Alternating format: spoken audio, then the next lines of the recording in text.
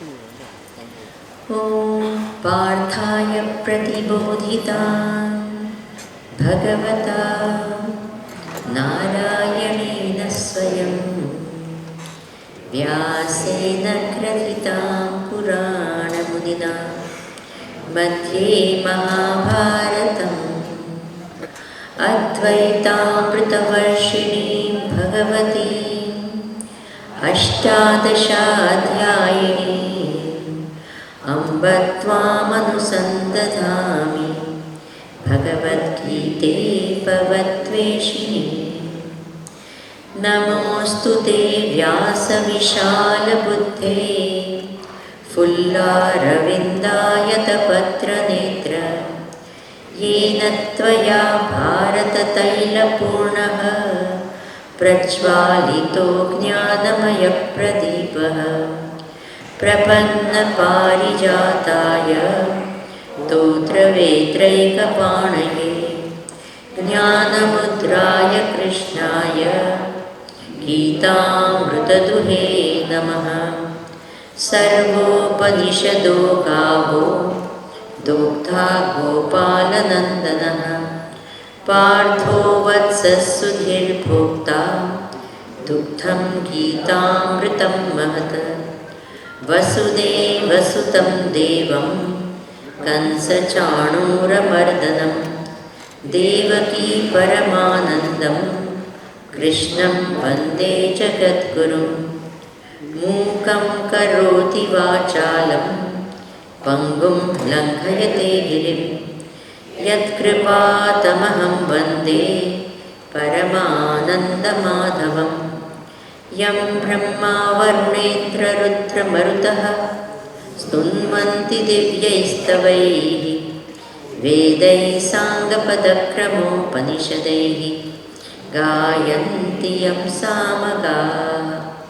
ध्यानावस्थिततद्गतेन मनसा पश्यन्ति यं योगिनो यस्यान्तं न विदुःसुरासुरगणाः।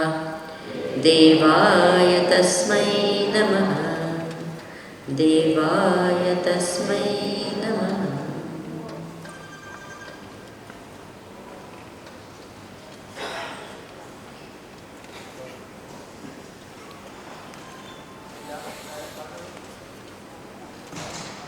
हरि ओम and नमस्कार to everyone.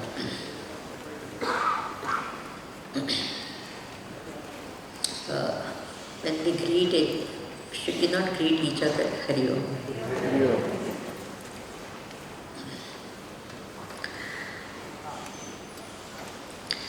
Bhagavad Gita,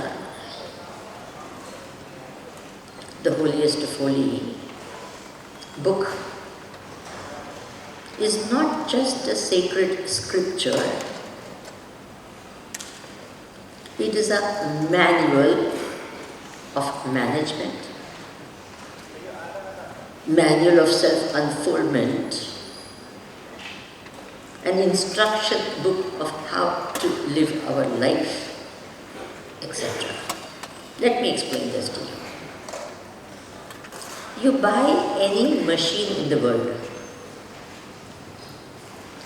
Along with the machine, they will give you an instrument. Anything you buy, they will give you a manual of how to use that instrument. Is it true or not? You buy a mobile phone also, and there will be a book. The lettering will be so small you will never read it, because you all know it already. Anything. Even a pen. I remember when I got a pen, there is instruction on how to use a pen. And that also will be 20 languages. Have you ever got such a book? Languages you will never know. Arabic and German and French and all. What do you?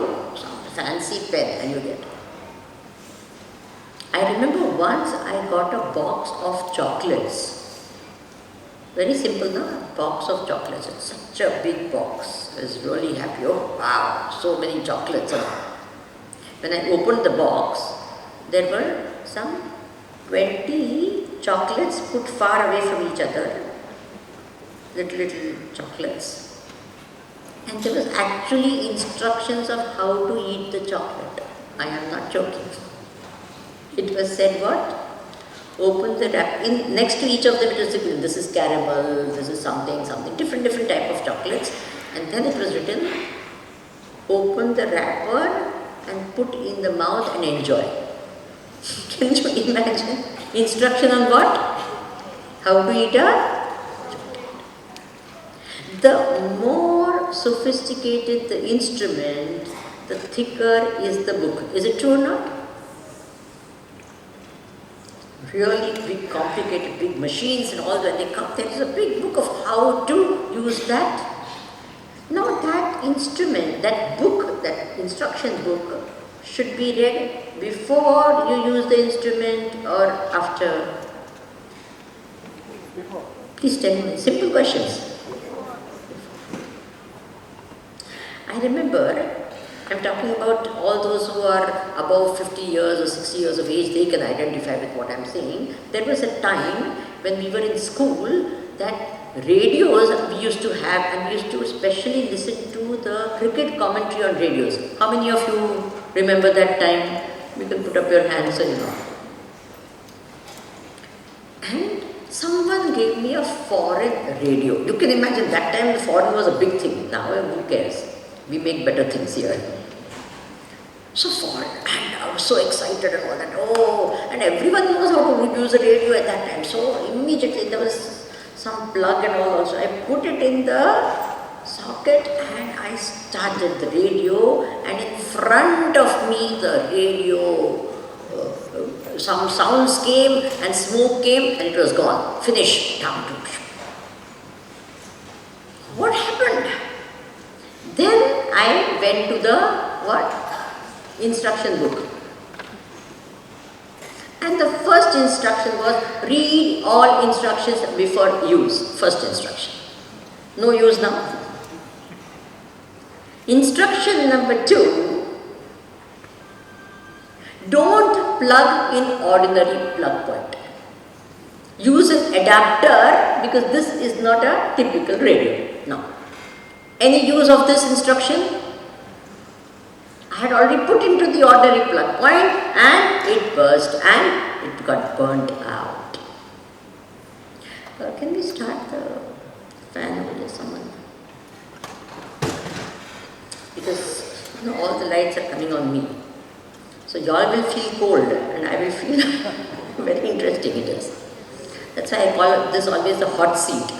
It's always, all the focus is always on the speaker, so it gets all the focus on this. Right. So, anyway, you all focus over here. I will also focus on all of you. Now, so, every instrument that is there comes with a what? A manual.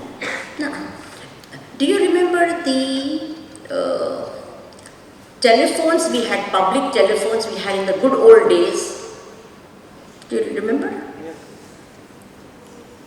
We had to dial the number, and that those dials also were very, very hard. It was not very easy. It won't go like that. Sometimes I remember we had to hold one.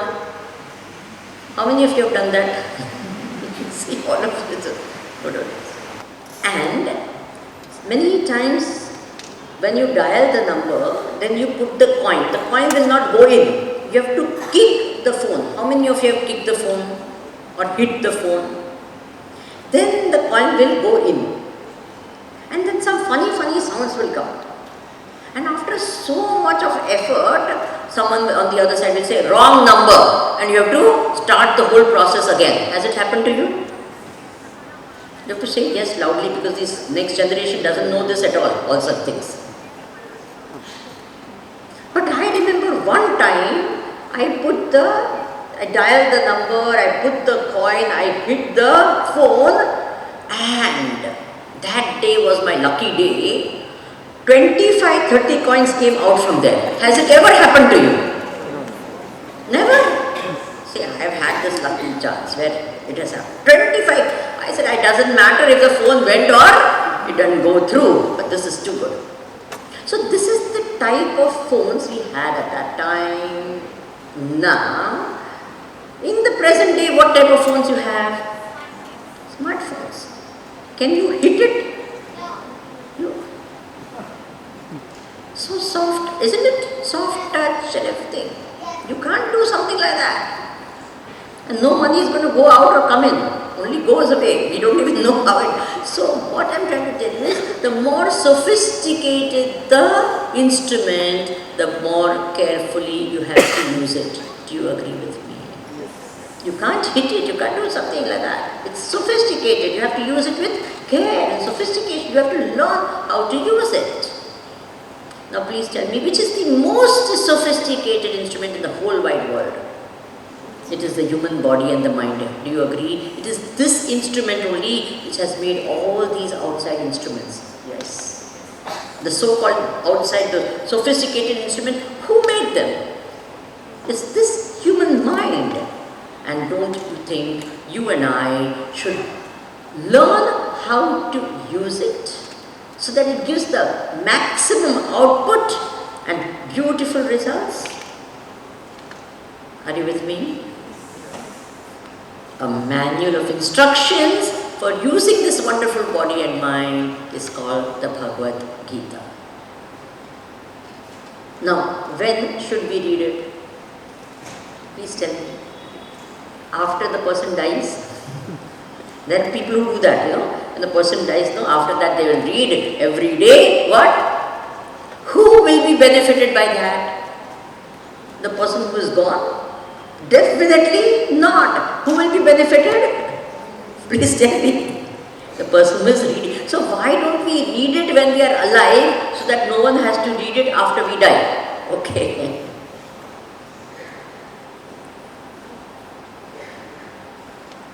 So what is the Bhagavad Gita? It's a manual on how to use this body and mind to its best. This is a yantra which is so beautiful. So mantras are given in the Bhagavad Gita which help us to use this yantra in a beautiful way. Remember yesterday we talked about the three things. What are the three things? Quick. What may give success? Not yantra, right yantra. Then right tantra and right mantras. What type of mantras? Not instigating mantras but motivating and inspiring mantras. Did any one of you write some mantras? Wonderful. After the lecture, please share them if you want to. Now, let us open our book, Bhagavad Gita, if you have brought it, to the very first shloka of the first chapter of the Gita. Please open. We are not going to read the whole shloka as such, only the mantra. We are taking out certain inspiring words and we will understand what it means. Have you got it? Okay. Before I go on with this, can you all, phone, please keep it on silent mode or airplane mode, better still off, okay? If you're going to take notes on this, it's okay. Otherwise, you keep this. So, first shloka, Dharma Kshetre Kurukshetre. Please repeat after me. This is the mantra. What? Dharma Kshetre Kurukshetre. This is the mantra. What is the mantra in this? I will explain. It is made up of two words. What are the two words? Dharma Kshetre, Kurukshetre. Who said this to whom? All of you? It starts with what? Dhritarashtra Uvacha. Isn't it? Dhritarashtra, the father of the Kauravas, said these words to whom? Everyone? Sanjay. He was not on the battlefield, he was away, and on the 10th day after what?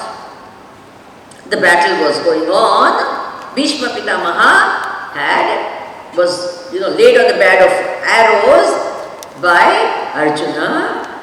Sanjay went to Dhritarashtra to report what was happening. And at that time, Dhritarashtra asked this question, what has happened on the battlefield of Kurukshetra? Please tell me, O Sanjaya.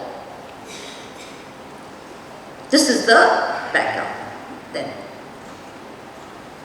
Dharma Kshetre Kurukshetre. Kurukshetra was the battlefield. And now what is said over here about it? The adjective to Kurukshetra is what? Dharma Kshetra. It was a Dharma Kshetra. It was a very holy pilgrimage place even before it became the battlefield of the Mahabharata war. Great rishis had done tapascharya and there were big huge lakes. Do you remember the story where Duryodhan went inside one lake? You don't know that story? When he was about to leave, towards the end of the war, he went inside. He had that power. He could control his breath and he went inside. And they could not find him. This is a whole big story. I am not going to go into that. So there were these very, very famous lakes also over there. It was a very huge place, huge place. And this Dharma Kshetre Kurukshetre. Now you can make this into Dharma Kshetra Kurukshetra. Dharma Kshetre, so you can make it into 4 words. Dharma Kshetre Kurukshetre. Just interpose, take the words here and there and you will get what? Dharma Kshetre Kurukshetre. Put the 2 Kshetra together. Kshetre, Kshetre, Dharma Kuru. What? What is the mantra? Please say it. Everyone, I wanted to participate a little more. What? I know you're not used to this sort of interactive sessions, you're used to only listening, but I want you all to be participating. What? Kshetre, Kshetre, Dharma, Kuru. What do you mean by that? Every kshetra in our life, kshetra means what? A field of action, a place. Anna kshetra is what? You understand? So kshetra means what? A place. So kshetre, kshetre, dharma kuru means every field of action do dharma. Meaning what? See, when you go into your professional life or your social life or your spiritual life, in every part of your life, dharma should pervade, dharma should be performed, dharma should be followed. Have you heard these type of statements that religion and dharma should not be there in education? Have you all heard this thing? Please tell me yes or no. Should religion or dharma be there in education? Yes or no? Please say something. I want you to think and give an answer. It doesn't matter what your answer is. You can say yes, you can say no. You have the freedom. Or you can say, I don't know. According to me, I don't know is also a good answer. How many of you say dharma should enter into politics? Yes? How many of you say no? How many of you say I don't know? Should dharma enter into education? Yes? No? I don't know. Should dharma enter into family life? Should dharma enter into social life? Professional life? Remember, the opposite of dharma is adharma. So where there is no dharma, what is there? Please say, adharma. So should adharma enter into politics? When anyone says no, dharma should not enter into politics, then what happens? What should be there? Adharma? How can that be possible? So please remember, dharma should pervade every aspect of our life. Every field of action should be pervaded by dharma. Because where there is no dharma, there is what? Adharma. Okay? Because this funny idea we have in our, no, dharma should not be, dharma should, Where there is no dharma, there is only adharma. Not only that, we should make every field of action into a dharma kshetra. For example, I don't know whether you all saw when Narendra Modi became the Prime Minister, and the first thing before he entered into the Lok Sabha, did you all see that photo of, or it became very famous? Why? What did he do? He prostrated. Why? Because now this is my karma kshetra and therefore this is my dharma kshetra also. Are you understanding? This is my. The Rajpath. How many of you know that in Delhi there is something called a Rajpath? And this was British time Rajpath. Now it has been changed into what? Kartavya Path. Are you aware of that? This is no, it's a kartavya. Now it is my duty. We are walking the path of duty, of action.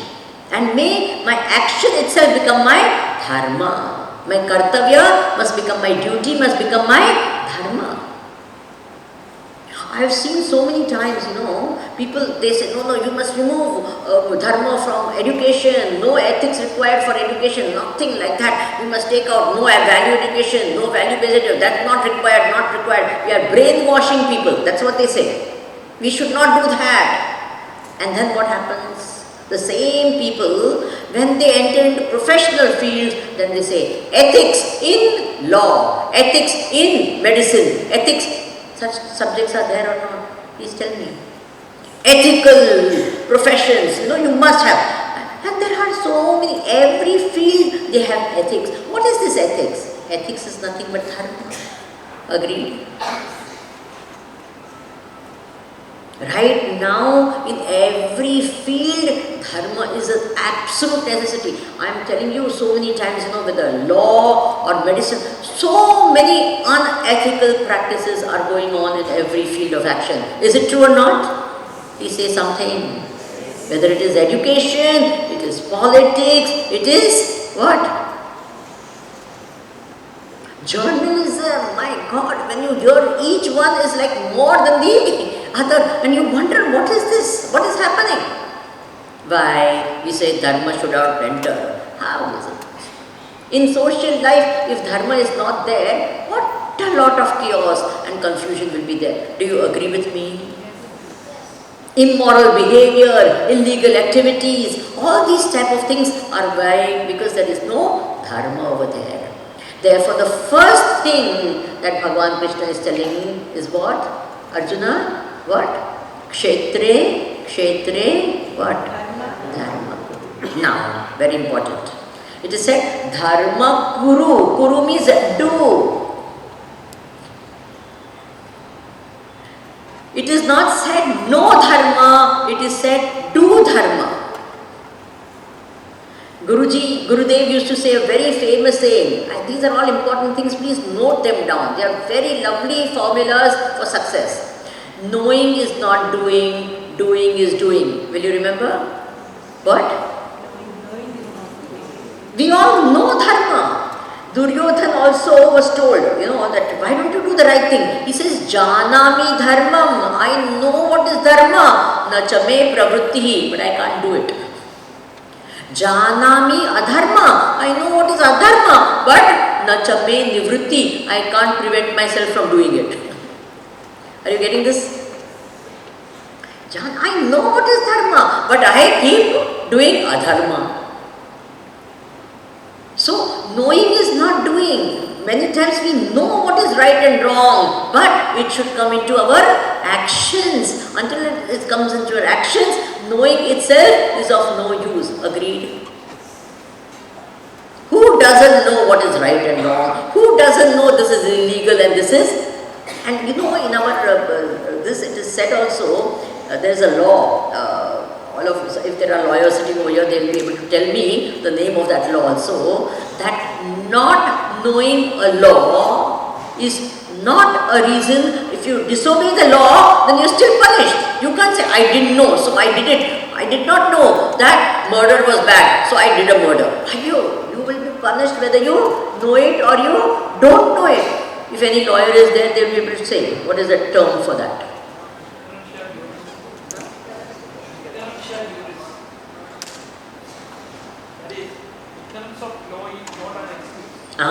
Ignorance of law is not an excuse for doing which is wrong. So therefore, first we have to know it and then we have to do it. Kshetre dharma kuru. What a lovely thing, na? You like this? So dharma kshetra should become karma kshetra and karma kshetra should become dharma. Now we go to holy places. I have seen many people go to many holy places and all. There they will all pray. 1 second they will be in front of that murti of God, they will be praying. Next minute they go out. Have you seen that? Please tell me. In that dharma kshetra itself, not even they come out of the temple and still you are in that same holy place, that pilgrimage place, immediately. Is it true or not? Or I have seen, they go to Haridwar and all the beautiful Aarti and Ganga Aarti, oh so inspiring, so inspiring. They finish that and then their mind is completely on what they are going to eat and what they are going to shop and what they are going to... Is it true or not? Please tell me. All the way to Haridwar, they are all watching movies, doing something, and then all of a sudden in front, and then the minute that is over, 1 minute, and that also when they are in front of God also, they are more interested in taking selfies and taking pictures. Is it true or not? Please say something. Now, nowadays, Ayodhya, everyone wants to go. Wonderful, very good. Then they stand in front of that this and then they will show this Ayodhya, the God's idol, to the people at home. They are taking pictures and they are showing it, busy showing it to everyone. Hey, you go, you have come here in front of Baba. You are standing there instead of praying that. What immediately the mind is where? Somewhere else. Is it true or not? So what are we supposed to do? Kshetre. So in dharma kshetra, please do dharma. In all the karma kshetras also do. Okay. Do you like this mantra?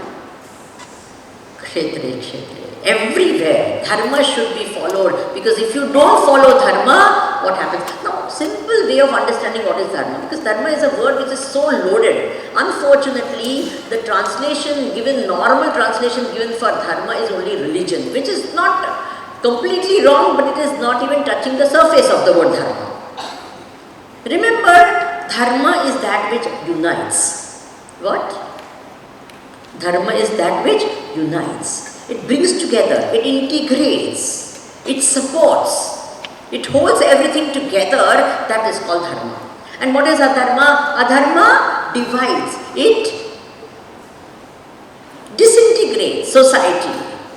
Then that is called adharma. Okay? Simple definition. Dharyate anena iti dharmaha. That is the meaning of it.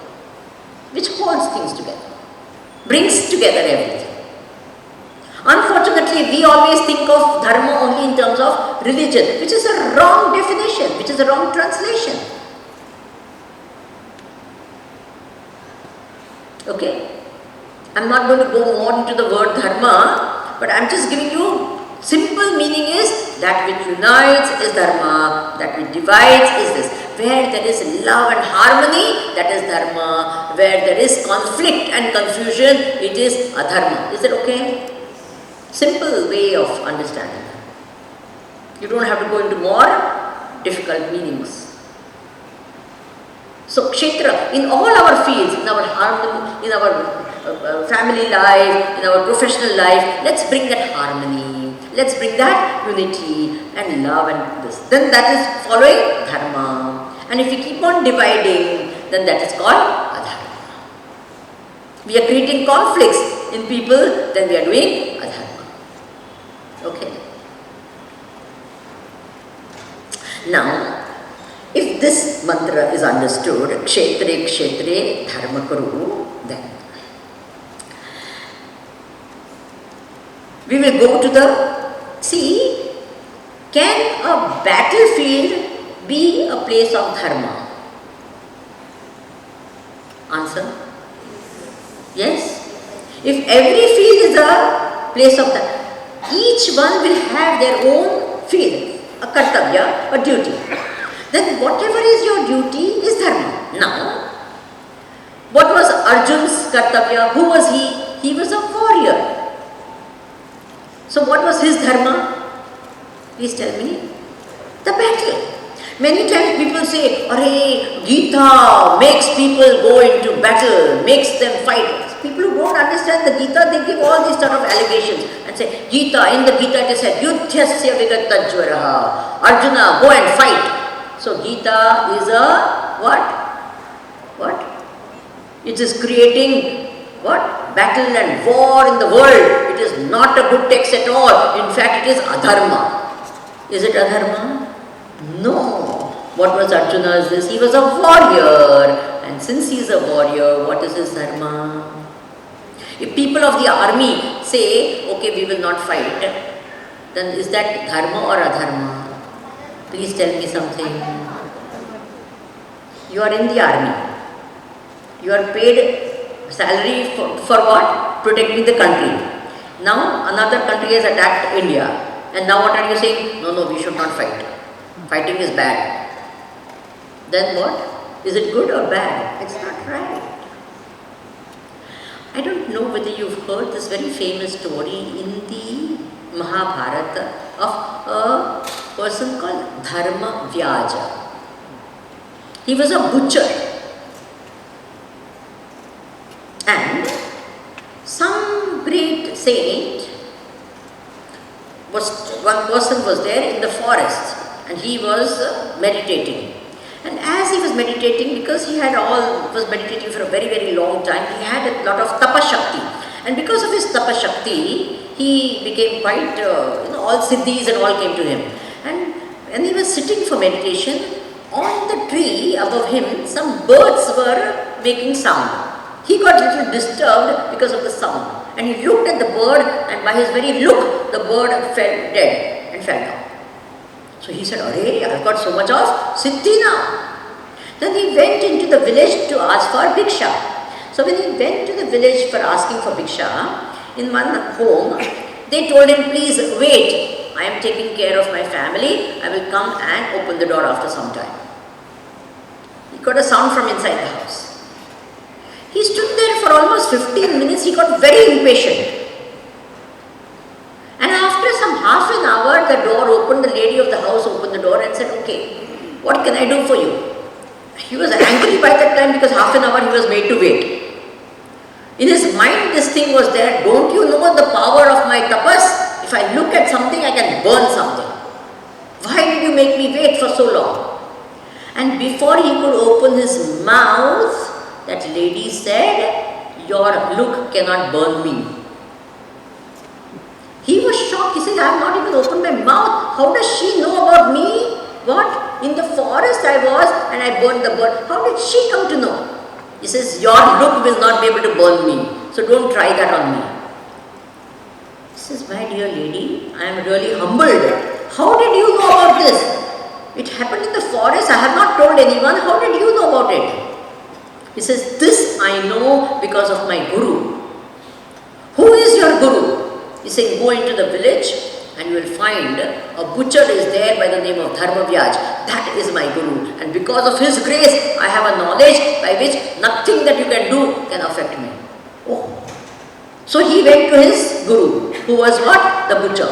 So when he went to the market and he asked, "Where is this butcher?" He says, "This man over there is a butcher." And he was what? Weighing the meat and all, whatever anyone was buying, he was giving it to people and all. Whole day he was doing that. And he kept on observing. He said, "Where is the lakshana of a guru in this man?" Whole day is what? Dealing with all this thing. What lakshana? There is no characteristic of any greatness in this man. How can this woman say, "This person is my guru"? Then he went with him to his house. And then he realized what this man was. He says, "All I do is see that both the sides of the weighing machine are equal." So this seeing that this is completely equal, my mind also has become completely equal. No raga, no dvesha, no agitation, nothing. My mind has become silent and sama in all possible ways. Every situation in my life, my mind remains sama. It does not get excited, it does not get depressed, nothing. It remains sama. Why? What did he do? He made his karma kshetra into his dharma kshetra and achieved great heights. Have you understood this point? All he did was this. He's saying my weighing scale is like my mala. What? This is what has taught me everything, that I have to remain some. Are you understanding the meaning of this mantra? Dharma kshetre krikshetra. Next time you enter into your office, please light a lamp over there. Keep a photo of God if you have to, and feel, this is my what kshetra? What? Dharma kshetra. Will you do that? My karma kshetra is my, whether you are a doctor running a clinic or you are in any office or something like that. Pray, this is my karma kshetra. My kartavya is my dharma. The minute you have this bhava, your whole life will change. Prayers, don't go to the temple, please do all of that, but also remember that all your karma kshetra is also your dharma kshetra. Got it? Are you happy about this or not? Yes, can we do that? It's very, very important. Okay, now we will go to the next mantra. Please open your book to verse number 9 of the first chapter of the Bhagavad Gita. I'm just picking out a few of them from here and there, okay? It's not that every shloka is not important and every shloka doesn't have gems of knowledge. I'm just picking out some things. Verse number 9, have you got it? First chapter of the Gita. Forget about the first half of the first line. The second half is with the mantra. Madarthe tyakta jivitaha. Can you all repeat after me? Madarthe tyakta jivitaha. You're not able to find? The 9th verse, the first line, the second half. Once more. Madarthe tyakta jivitaha. Who said these words and to whom? These are the words of Duryodhana, and he is telling these words to Dronacharya, his guru. Now what happened is interesting. The two armies, the Kauravas and the Pandavas, had gathered on the battlefield of Kurukshetra. They are facing each other, okay? Now, initially, all the preparations were over, all the battle, everything was there, and at that time, initially, Duryodhan got nervous first. Arjun got nervous afterwards, but first who got nervous? Duryodhan got nervous. And then he started telling his guru, Dronacharya, he says, look, let us see who is there on the battlefield, who is there on that side. So he started saying, oh, on this side, Arjuna is there, Bhishma is there, Bhima is there, everyone is there. And then he said, look at our side. And there are so many great fighters from our side. And then he says this, Anyecha Bhavashura, there are so many great valorous people, brave people on our side. And then he says the statement, Mad Arthe Tyakta Jivitaha, who are ready to give up their life for my sake. What does he say? Mad Arthe, for my sake, Tyakta Jivitaha, they are ready to give up their life. Now, this is what is called Duryodhan philosophy. What is Duryodhan philosophy? What is Duryodhan philosophy? The whole world and everyone is for my sake. Everyone must sacrifice their joys and sorrow and even their life. For whose sake? My sake. Only I matter. No one else matters. You can be unhappy, whatever happens to you, who cares? I matter. This type of philosophy is called what philosophy? Duryodhan philosophy. Are there not enough such people in the world? Please tell me. Yes or no? It's a rank selfishness. Me and me alone. At the most, me and my family. Your family, let it go to hell. What do I care? Are there people like that or not? And as the years are going, the people are becoming more and more selfish. Do you agree with me? People are becoming more selfish. Everyone, me and me and me and me alone. Very, very interesting. You want to see how much this me is coming? All the elders who are there above 50 years of age or so, on your mobile screen, the picture that you have on the mobile screen will either be of God or your family members. Yes or no? Please tell me. Yes or no? The next generation, your children and the others, grandchildren, all till 15, 20 years of age, please go and check their phone. 100% their phone will have their own photo. Yes or no? Please tell me.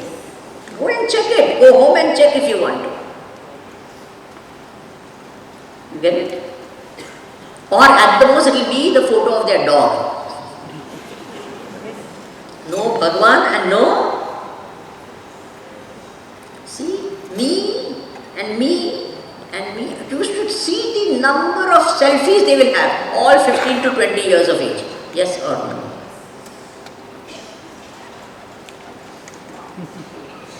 Up, down, center, everywhere. Me.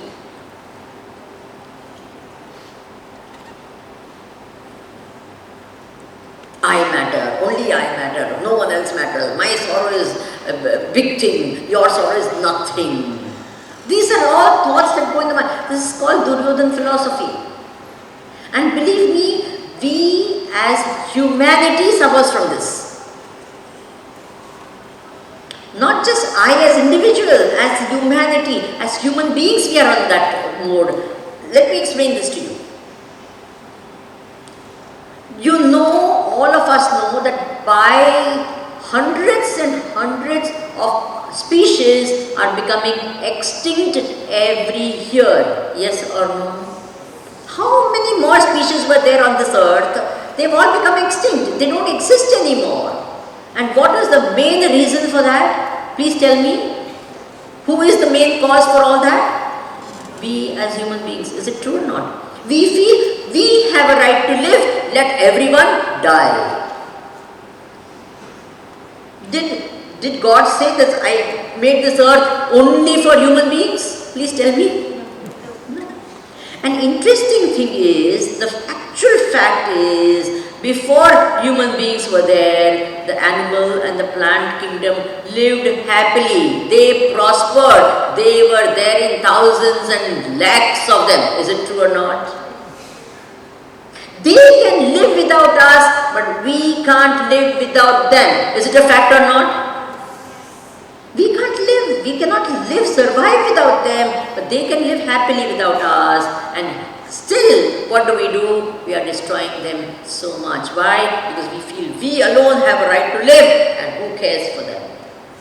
We are actually the so-called big brothers of creation, and yet we are not taking care of our own smaller siblings, the other living beings in the world. Why? Madarthe tyakta jivitaha. For my sake, they have to give up their life. Got this? Please tell me. Take Kerala as a classic example. I have been coming to Kerala for the past 40 years.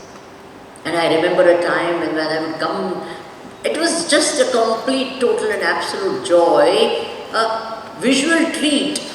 There used to be lakes around the roadside full of lotuses.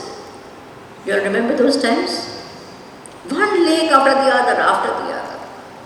There used to be just greenery as far as the eyes could see. And now what do we see? Please tell me.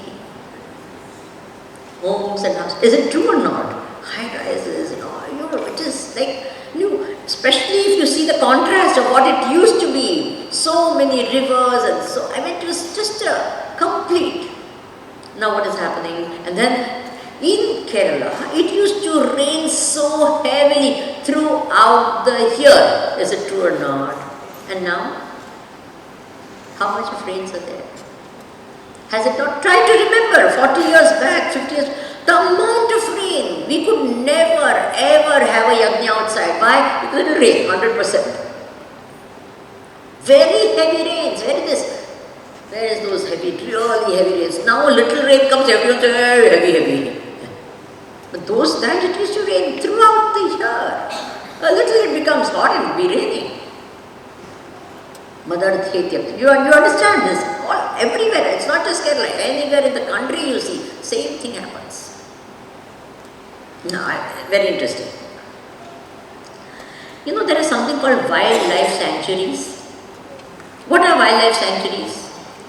Places where wildlife is protected. Now comes a very interesting thing. They are protected from whom? Please tell me. They are protected from whom? Say loudly. Human beings. And they are called wild and we are called civilized. They are wild and we are what? Civilized. And who needs protection? They. From whom? Civilized. You're understanding? Why? Because we all follow this philosophy. Madarthe Kyapta Jivita. As human race we are doing that. I matter, we matter, only humans, only me, only I.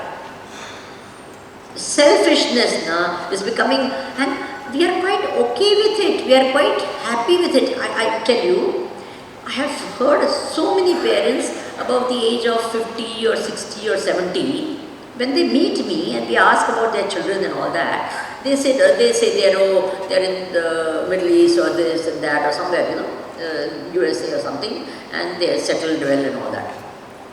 And they use one phrase which is really for me extremely disturbing. They say, we don't expect anything from them. If they do their own thing, we are more than happy. How many of you have said this phrase? Please tell me. What? We don't expect anything from them. They will do. Let them do their own thing, but they are all happy. If they do, we are more than happy. We don't want anything from them. We don't expect anything from them. We don't want anything from them. How many of you believe in this? Almost all of you? I always say, when the children will not even take care of their own parents, what are they going to take care of the whole world? Or anyone else in society? Have you understood this? Please say something.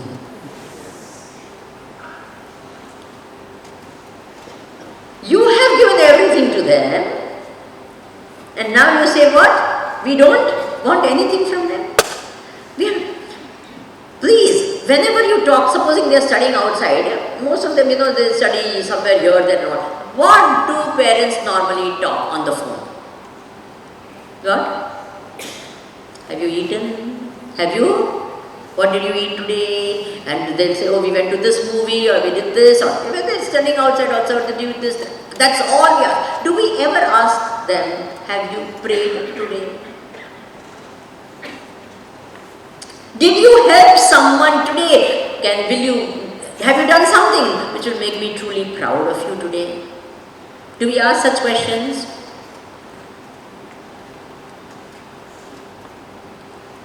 Did you make anyone happy today?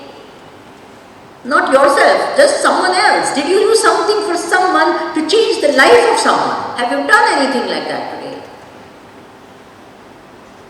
And what do we tell everyone in the world also? Oh, he got a new flat, or he got a new car, or he got a new job. Is it true or not? Please tell me. It's all what? So children also feel that our life should be what? All about me, and a new car for me, a new house for me, and me. Are you with me? Yes. Madarthe Tyakta Jivita. Please think about this.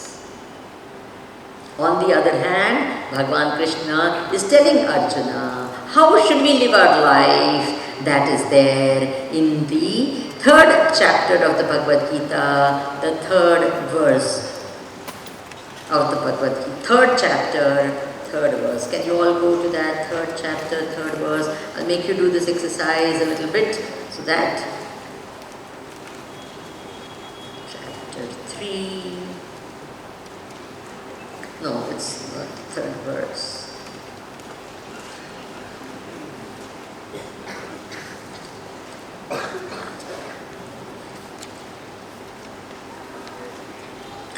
Not 3rd verse, verse number 11.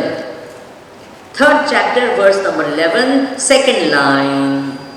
Bhagavan says, how should we live? Complete opposite of Madarthe Tyakta Jivitaha is this wonderful line. Parasparam bhavayantaha. Can you repeat? Shreya paramavapsyatha.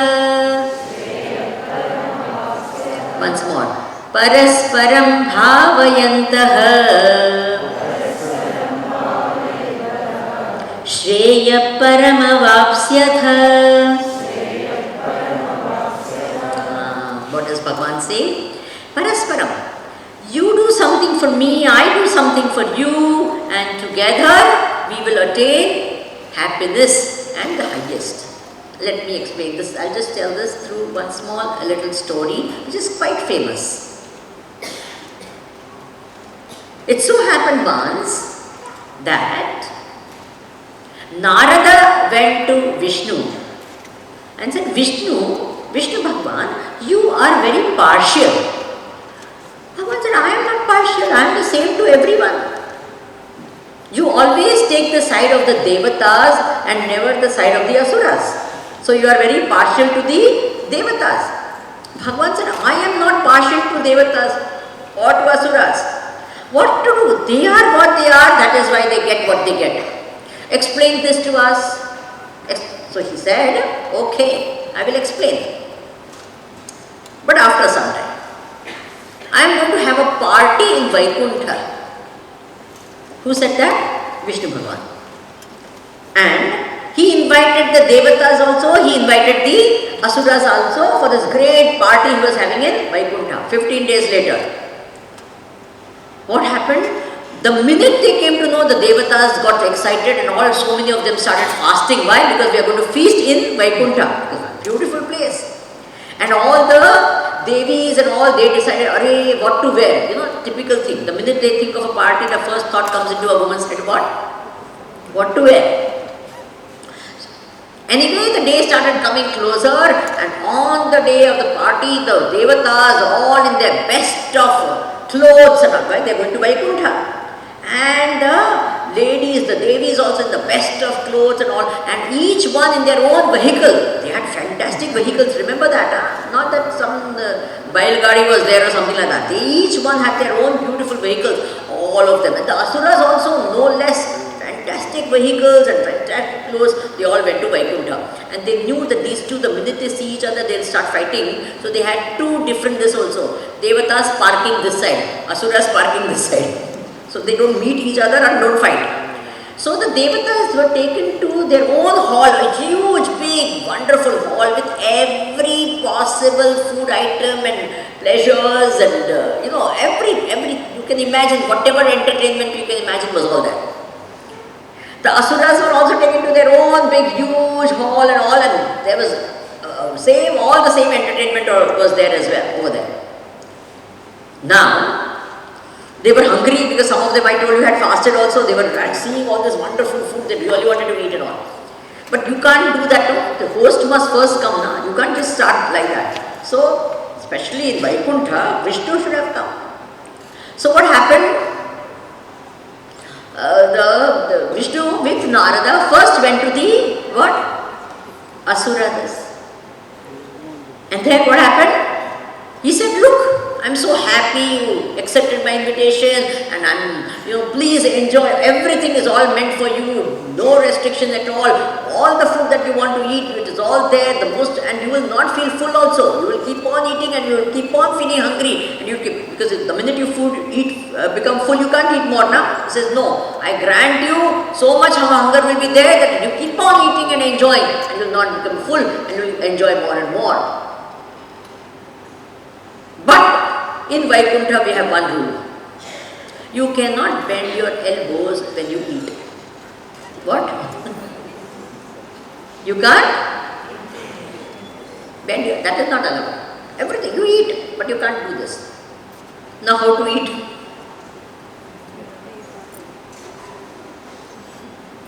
How to reach the mouth? Now, because they were hungry and all this wonderful food and they could not eat. So what happened? One of them threw, and someone started laughing when someone saw like that. So he got angry, he took one laddu, threw it at someone else, someone got angry, and before you knew what happened, there was a big fight between all the asuras. They were fighting within each other. Bhagavan Vishnu told Narada, let's go from here, otherwise we will get one also on our head. Come, let's go out from here. So they went away. They went to the Devata party, and then again Vishnu Bhagavan made the same speech, this is wonderful, and eat as much as you want, and you cannot bend your elbow. Immediately the Devata said, fantastic, this is the best party we can ever think of. Why? Because one of them took a laddu and gave it to the other took something else and gave it to them. Each one was feeding each other and all of them were happy. Will you remember that? In the well-being of others is the well-being of yourself. In the well-being of yourself is the well-being of others. Are you getting this point? Parasparam. Duryodhana said what? And Krishna is saying what? When I give to you, I get back. I get back in 100 different ways. Is it a fact or not? First thing, when I feed someone, all mothers know this thing, when you feed the family, in your heart you feel satisfied. When there is a party and you feed others and everyone enjoys the food, what happens? The lady of the house says what? I'm already feeling full. She'll eat little. It's not that she won't eat, she'll go hungry or something like that. But she'll feel happy just because she's fed others. Men should try this once in a while. You will also get this. Just in that fact of feeding someone else. Feeding means you're doing something for someone else. You feel that inner joy is so good. Parasparam bhavayanta. You like these mantras? What was the mantra? Madarthe tyapta jivitaha, and the opposite was what? Parasparam bhavayantaha shreya param avapsyatha. Shall we go to the next one? Please open your book to verse number 47. No, before that.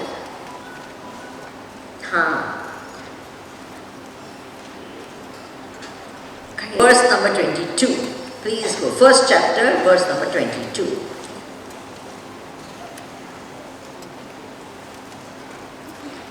Not the first line, second line. Kairmaya sahayodhavyam. Everyone please repeat after me. Kairmaya sahayodhavyam. A little louder will be better, when I like to hear your wonderful voices. Kairmaya sahayodhavyam. And if you say it wrong, there is no papa involved. But if you say it also, punya is definitely there. Okay? So please say it once more, a little louder. Kairmaya sahayodhavyam. Now these are words spoken by Arjuna. He is telling Krishna. Now, the situation. Kauravas, Pandavas, front of each other. Arjun got nervous. What happened? Dronacharya said, now this nervousness is not good. Bhishmacharya also said, this is not good.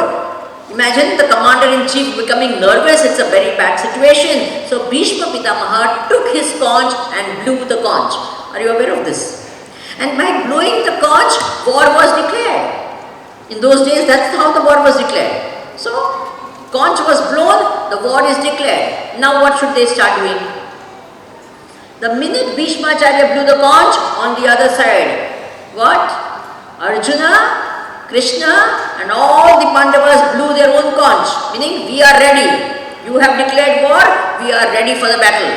And then there was a lot of what? Drum beats and all that. Why? To encourage the armies, both the armies, and there was a tremendous sound happening. All this happened. Now what should happen? War is declared, everything is over, everyone is enthusiastic. Now what should have happened? The first arrow should have been shot, right? Before that happens, Arjuna is telling Bhagwan Krishna, what? I want to see. Drishtve Swajanam Krishna. I want to see who is fighting. Kairmaya saha yuddhavyam. I want to see who is fighting. Did Arjuna not know who was there on the other side of the battlefield? Please tell me.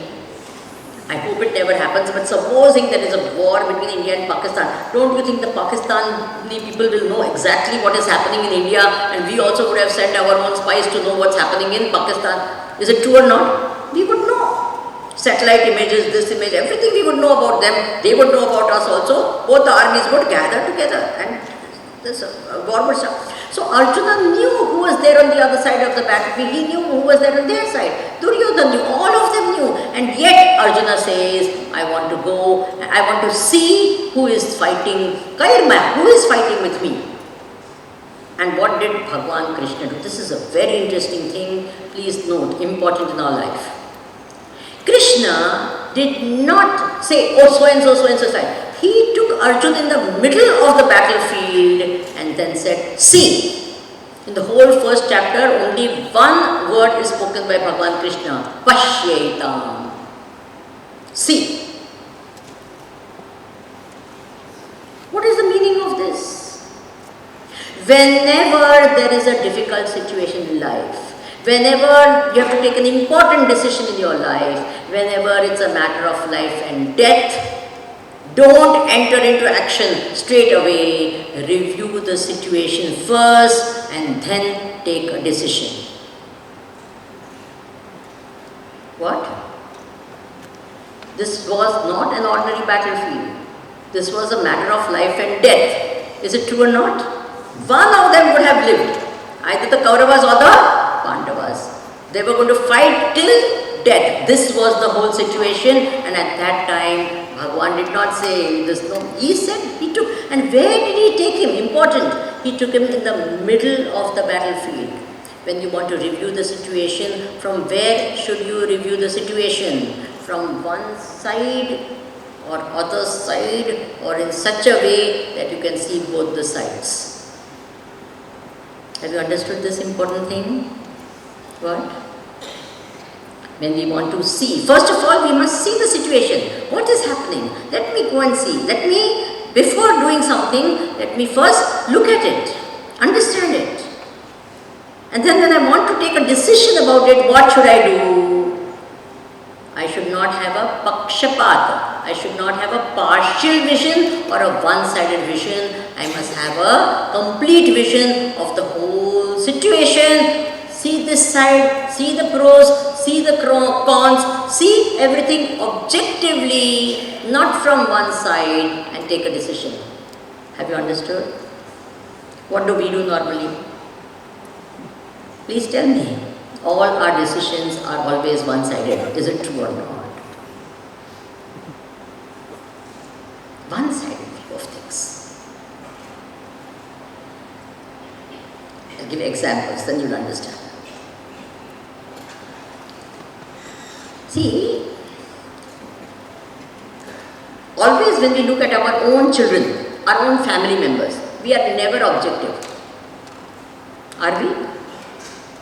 If someone else's son does the same thing, some mistake, what do we say? See, oh, what a bad thing. This is not the way to behave. What a terrible, right? And if your son does the same thing, what will you say? After all, he is young. Yes or no? The same thing. Our own person does, we say it's okay, it doesn't matter. One lady told me, saying my son, inside he is very, religious and all that. Outside it doesn't show, but inside, I'm telling you, Swamiji is inside. So I told that Amma also, I said, sometimes from inside it should come out, na? Only if it is inside, who knows? Sometimes at least it should show. He says, no, Swamiji, the other day, when we were passing by the temple, he was actually looking over there. I said, you don't know what he was looking. There was one girl standing over there, he was looking at that girl, not at your Bhagwan or anything like that. What are you talking? You get the point? But what do we always say? And it is, we see a person, everything, situation, everything only one-sided.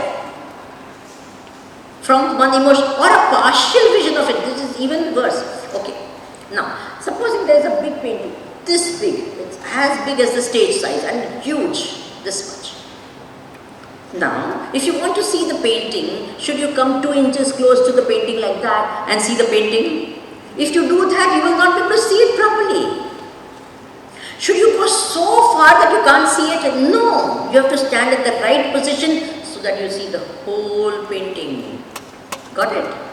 Not come too close. If it becomes too personal, you can't see it. If you are too far, you can't see it. You have to stand in the right place so you get the whole perspective. This is what is called a holistic vision of a situation. Have you understood that? In life also, we have to stand back sometimes and see it. What type of a life have I been leading? Am I leading a life which I really want to live? What have I achieved till now? Whatever I have achieved, can I call it really my achievement? How many people have helped me in this? What was my role in the whole thing? Could I have done something better? Can I do something more? Don't you think we should be asking such questions? Please say something. Yes? We can ask, no? Stand back, a little bit stand back and see. You can see your own life, you can see your own everything, every situation in life. You can just stand back and look at it. And see it from different perspectives. We only see it from one perspective or one view or some part. We can't see it properly then. I'm seeing now, see this sort of a vision if you have now, whether it is a political situation or this. Sometimes when you see the type of views people express, they are so one-sided, so prejudiced, so little, small type of thinking. Is it true or not? I'll give an example. It is really funny. You can't imagine that such a thing happened. I'm giving only of the past example. I don't need to give in the present time. I'll give. There was in one particular state of India, not going to say the name of the state, there was an education minister. And some teachers, some science teachers or something went on a strike. So it came to the education minister and all that these people are doing on strike. So he got angry. What is this? They are going on a strike. He says, I will remove science from the curriculum. Now, is this a statement that an education minister can make? What type of a view is this? Or in one place, a minister became, in charge of railways and all, said, what is the great plan for the future? I will make a railway connection from my native place, my village, to my wife's native place, her village. This is what? National policy. You know whom I am talking about. Yes? You know or you don't know? It actually happened in our country. Can you, see, remember, a small-minded person, even if he goes on a big position, will always think small. Is it a fact or not? Small-minded. They will think only they can't see the whole. It's not possible for them to see the whole. They will only think in terms of small, my caste, my this, my this, my this. They can't see a whole picture at all. They don't think for the country, they think only for my. Are you understanding what I am speaking? Very difficult. Only a person who has this holistic vision can think big, can think of the whole. Are you with me? In our life also, if we want to be able to do this, we have to have a holistic picture of everything. Every situation that we see, our vision should be uncolored, unprejudiced, impartial, objective. Okay? Bhagavan is, Arjuna said, who is fighting with? Bhagavan immediately said, okay, I will show you. Come here. See this side, and now you decide. What happened? Arjuna was taken there and all. But what happened to him? Did he see both the sides? Was he objective? What happened to Arjuna? What happened to Arjuna? You all know the story. I am not telling a new story. What happened to Arjuna? Did he see both sides? He only saw one side. And which side? He said, oh my, that is my Guru. That is my Pitamaha, my grandsire, Bhishma and Drona. He saw, he became nervous and he sat down. As a nervous wreck, he sat down. I can't fight. You all know that, na? This is what happened to him. Now, very, very important mantra of why this sort of a thing happened to him, we will see tomorrow. No, but tell us at least which look. No, why should I? Tomorrow.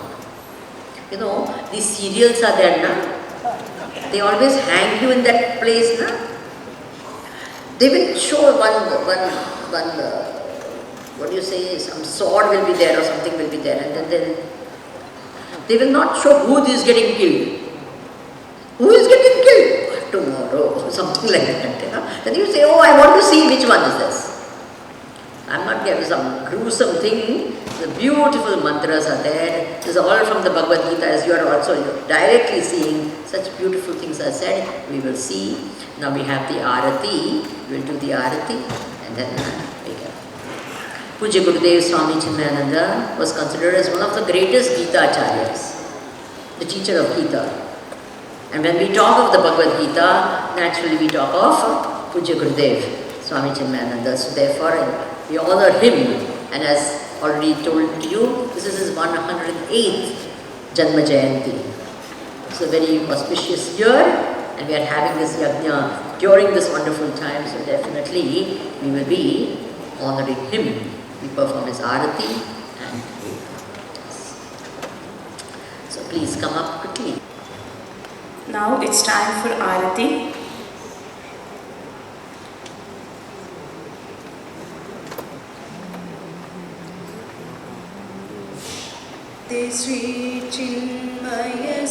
Please repeat it so that this one says, one repeats like that, so that will become the sound.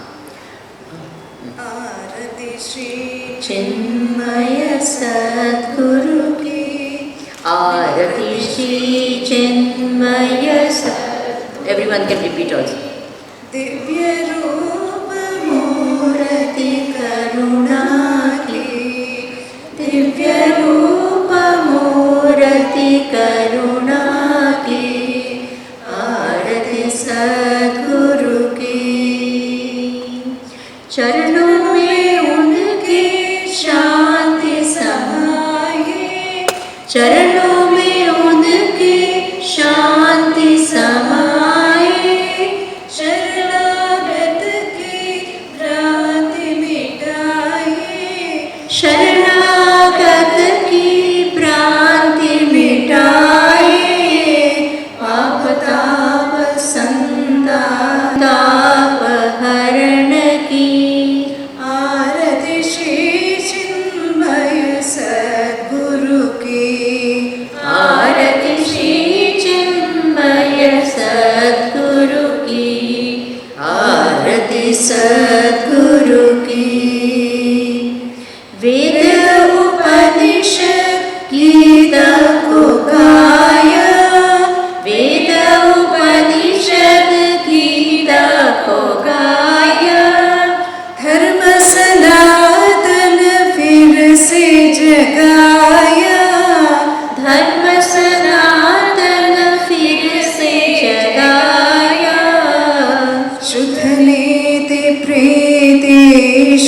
Shankar की शुद्ध नीति प्रीति शंकर की आरती श्री चिन्मय सद्गुरु की आरती श्री चिन्मय सद्गुरु की आरती सद्गुरु की सिद्ध बाण की तपोभूमि में सिद्ध बाड़ी की तपोभूमि में नित्य विराजे गुरु हमारे नित्य विराजे गुरु हमारे भक्त हृदय आनंद शोध की भक्त हृदय आनंद स्रोत की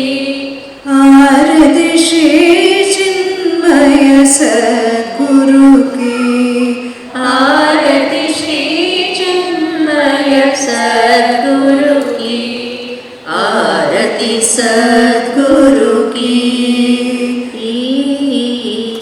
आरती सद्गुरु की बोलो श्री चिन्मय सद्गुरुनाथ महाराज की जय।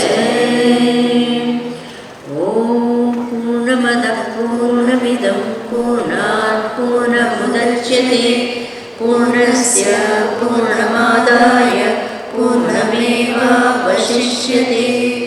ओम शांति शांति शांति। हरि ओम श्री गुरुभ्यो नमः। हरि ओम। Please everyone took the arati. Vision and my thoughts become divine. I had asked you something now. What was the next question? Why do we do pradakshina? Should I tell you? Remember. We do pradakshina around the altar of God, right? And around in the temple also. So keeping God as the center of our life, we should go around the whole world. What? What should we do? God is the center of my life and I am going all around the world. Will you remember this meaning? This is the right side. This is the left side. The right side represents, that's why it's called right and not wrong. What is it called? Right. Right side is the side of dharma. So what are we saying? Bhagwan is dharma. The dharma paksha is Bhagwan. Keeping dharma in mind, we should go around the world. Always keep dharma as the center and focus of our life, and we go around the world doing everything. Kshetre kshetre dharma kuru. Next time you do arati, pradakshina, will you remember that? What is it? Bhagwan will always be the center of my life, and I will go around wherever I go. I will keep him as the center of my life.